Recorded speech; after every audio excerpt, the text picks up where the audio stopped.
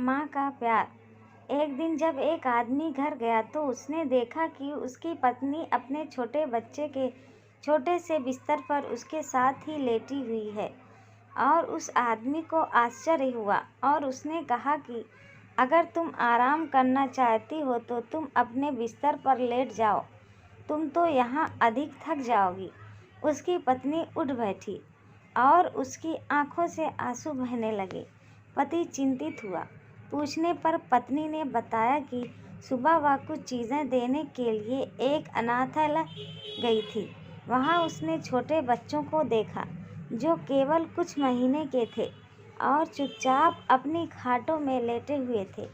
वह बहुत खुश हुई तो उसने महिला पर्यवेक्षक से पूछा, आपने इन छोटे बच्चों को इतनी अच्छी तरह से कैसे प्रशिक्षित किया है? कृपया मुझे भी सलाह दें, मेरा भी एक छोटा बच्चा है। पर्यवेक्षक महिला ने उत्तर दिया कि हम प्रार्थना करेंगे कि आपका बच्चा कभी ऐसे आज्ञाकारी ना हो और मालिक आपको उसके लिए जीवित रखें।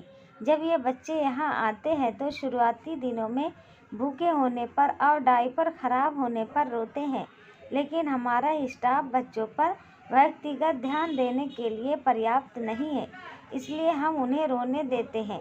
कुछ ही दिनों में उन्हें इस बात की आदत हो जाती है कि यहाँ रोने से उनकी ज़रूरतें पूरी नहीं होंगी, चाहे खाना खिलाना हो या डायपर बदलवाना। आपात स्थिति को छोड़कर सब कुछ समय पर किया जाता है। जब वे इसे समझते हैं तो उनका रोना कम हो जाता है और धीरे धीरे पूरी तरह से बंद हो जाता है।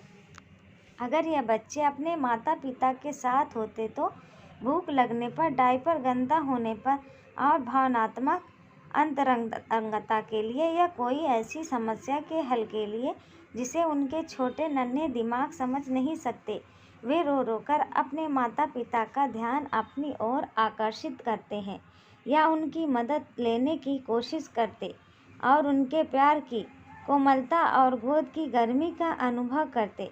लेकिन क्योंकि ऐसा नहीं है और हम खुद बहुत मजबूर हैं, तो हमने उन्हें रोने देते हैं। कुछ दिन बाद इसलिए आप थक कर खामोश हो जाते हैं।